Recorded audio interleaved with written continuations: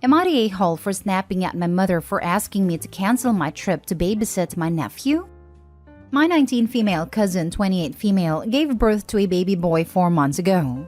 For 2 months, she's been dumping my nephew at our house to babysit him because she needs a job as soon as she can start working again. Next week, I have to go for a 5-day trip to a city where I'm starting university in a few weeks to set up my room in my friend's apartment. It's new, and I already called people from the internet provider we'll be using to help set up the router and TV. I'll be alone for the whole duration of my stay, and the city is 6 hours away, so nobody can help me out. My mother asked me this morning to babysit my nephew next Tuesday as I'd already be at the city because my cousin has 2 job interviews. I asked the mandatory, am I really the only person who can look after him? And to my shock, no. Turns out my older sister, my cousin's husband, and her in-laws are all available.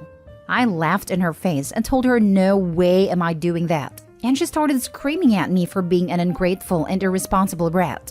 I snapped and told her I don't care to look after someone else's kid, and that I have better things to do than babysit a 4-month-old whose own dad is available to care for him.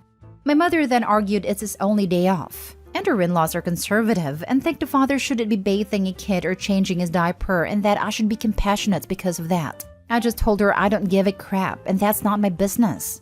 She later tried asking nicely for me to move my trip and I snapped, again, saying I don't care for them enough to do that. Am I the a-hole?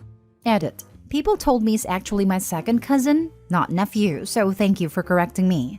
Also to add, this isn't the first time I've been asked to sacrifice something for the family. To explain why I snapped almost immediately. Now for the top comments.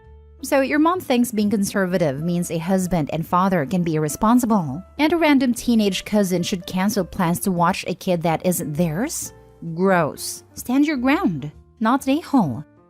Husband is conservative, as in conserving his energy. Right. LMFAO. Lazy idiot. Like, sir, that is your kid. Not an a-hole. Guess what? He doesn't get days off being a dad. Not your baby, not your problem. Make it clear that if you are going to be expected to take care of the baby, then they can expect you will never be available. Don't ask if there's anyone else available to watch the baby anymore, because they'll just lie to you since now they know you have a spine. If they are conservative, then as a grandmother, it is mother-in-law and your mother's duty to help her raise that child. A mother's job is never done. Their views, not mine. Not an a-hole. I'm curious to what your mother's argument are against your sister, your mother or your cousin's mother-in-law watching that child. My sister is bipolar and in a depression episode, which I understand. She avoided saying why the in-laws can't. My mom can't because she works as a doctor and has long hours. To me, it sounds there are still enough adults who could look after the children. It is also very unconservative that your cousin's husband doesn't provide enough so the cousin didn't have to work and didn't need the interviews. In turn, he needs to be unconservative enough to parent his child.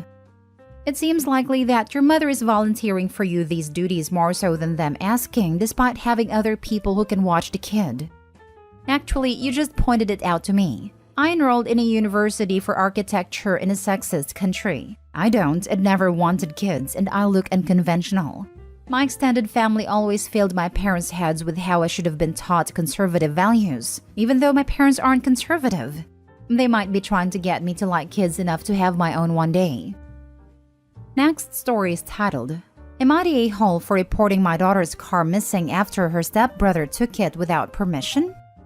I got my daughter, 17, a new car 2 months ago. Her stepbrother, 19, has gone crazy about it ever since and has been attempting to drive it. But my daughter made it clear she doesn't want him to. He'd refer to it as our car and would get mad when my daughter decorates it with pink and add teddy bears and necklaces as decoration. He'd get angry and say that she was ruining their car and embarrassing in front of his friends, although she never let him get inside of it. I asked my husband to talk to his son, but he said that my daughter and I need to chill. Fast forward to this past Friday. My daughter called me at work saying her stepbrother took her car while she was upstairs after he demanded the keys and she refused. I called his phone but he didn't respond. I called my husband and told him what happened. I told him that he needed to go bring the car back or I'd have to call the police. He called his son, then called me back saying his son was just taking it to go to the movies with his friends and will bring it back at 9 p.m.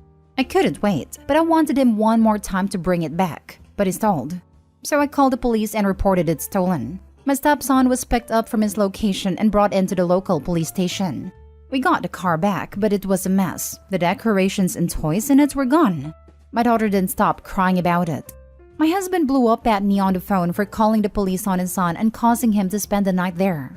They both came home the next day, and a huge argument ensued with my husband, saying I made a mistake reporting the car missing, and said that I escalated the situation and that I was the one who created it, and should have got his son a similar car or at least told my daughter to share. Otherwise, we wouldn't be dealing with his son's temper tantrums. The house has been full of tension since then and everyone is just mad at each other. I didn't want police involvement, but seeing my daughter cry, I just couldn't take it. Now for the top comments. This is weird. For the simple act of reporting the car stolen when it was in fact stolen, not the a-hole. But for marrying and subjecting yourself, and more importantly your daughter, to the environment created by your husband and stepson, you're the a-hole. Get a divorce and get them as far away from your daughter as possible. Exactly what I was gonna say. Right. The fact that the husband is gaslighting her is crazy. If he wants his son to have a car, him and his son's mother can buy it. It's not an OP to buy her husband's adult son a car. We now know where his son got his entitlement behavior from. Not the a-hole. You told your husband to get the car back or you'd call the police. He and his son ignored you. You called the police. No one should be surprised. Why doesn't your husband buy son a car? It sounds like your finances are separated. Does the kid work, go to school, do anything responsible with his life? Well, not exactly. He told her he went to the movies and would bring it back about 9. In other words, OP doesn't matter. Her threats weren't taken seriously and he got called on it. Who does the father think he is, degrading OP's instructions on what to do with a car that isn't his? I don't know why they think they have the rights to this car. I don't know why they haven't done the obvious thing and get one themselves, but I'm wary of this whole dynamic. Man, he's 19. He's a legal adult, and he stole from his minor step-sibling. Man needs to man up and figure out his tantrum nonsense isn't going to blow over so easily. And now he's on the hook for legal consequences because he is, in fact, a legal adult. Not the a-hole. OP's problems with her stepson will only escalate from here due to his entitlement and her husband's lack of accountability for him. They aren't 2 years old. What is mine is not yours. He is too old to go on a jealous rage and throw tantrums. Was he the kid that have to have his own present at someone else's birthday too? Next story. Am I the a-hole for being furious with my wife for returning our daughter's birthday gift? I, 40 male, and my wife, 41 female, have been married for 12 years. We have a daughter and son together. Our daughter is turning 8 and has been wanting a Nintendo Switch. My wife got laid off from her job and has become more frugal with money. I'm still working and I'm happy to provide for the family. I have no issue with saving money. We have been planning daughter's birthday party and my wife has made it clear that the budget is $50. She bought all the decorations from the dollar store, which I didn't see an issue with. She told my daughter she could only invite 5 of her friends as it would save money on the amount of food we would have to spend. I bought the cake and the pizza. Daughter told us that she wanted a Nintendo Switch. My wife looked up the price for one and told her that it was too expensive, but I found a Switch online for a good price and purchased it. Her birthday party was this past weekend. She was so excited seeing that we got her a Switch. When everything calmed down, my wife started yelling at me for purchasing the console. I told her that I got the system for a good price. Daughter started school this year. When I picked her up from school, she went up to her bedroom to play with the Switch. That's when she starts crying and tells me the Switch was missing. I looked through her entire room and couldn't find it anywhere. My wife comes home handing me some money and tells me that she sold the Switch and got the money back. I started screaming at her for selling the Switch and upsetting our daughter. Her reasoning was that daughter wasn't letting brother use the console and that I spent money we didn't have. She packed a bag and is currently staying with her sister. I have purchased my daughter another Switch along with some games. Sister-in-law thinks I am being a horrible husband and not respecting my wife's decision on saving money. So to recap, you bought your daughter a gift that she wanted. Your wife threw a fit because you can't afford it. And instead of taking the issue out on you or temporarily making a budget change to recap the loss, though it seems money at the moment isn't a huge issue, she instead took it out on your daughter and returned a gift? Not the a-hole. Hard not the a-hole. Solely for the fact she took it out on her daughter. What do you mean money doesn't seem like a huge issue? They spend $50 on a birthday party. I'm still working and I'm happy to provide for the family. I have no issue with saving money. This indicates to me they aren't living paycheck to paycheck. A Switch costs anywhere from $150 to $250. And sure, that's not a small chunk of change, but it's not life-changing money. If they can afford to save, he's not doing something that indicates that they are going to go homeless if they buy their daughter a birthday present she really wants. Not the a-hole. Wife was so far out of line, I can't even. Returning the console on day 2 or 3? She was intent on punishing both you and your daughter, and there's really no excuse for what she did. Sure, you spent money she didn't want you to spend, but returning the 8-year-old's gift after it had been gifted was cruel. Your wife is clearly way more stressed about money than you are. Does she know something you don't? Are you implying she might have some secret debt? Might not be a secret, but something Opie doesn't realize is as important as it actually is. Something like the difference of knowing a furnace being old and knowing a furnace will need replacing ASAP. Everyone sucks here. You two are married or divorced? Where's the communication? Why is your wife so paranoid about finances while you're seemingly blasé? Losing an income's not a small thing. And you don't say how much you make or where you live, just that you're working and happy to provide. You two need to be on the same page, and not going behind each other's backs because you think you're right and the other is wrong. Talk to your wife about her money concerns and the budget, and come to an agreement before making large purchases.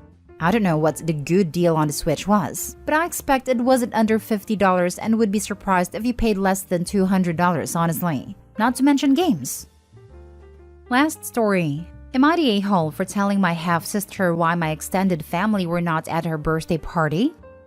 My half-sister is 7. She and I share the same dad but have different moms. My mom died when I was 5.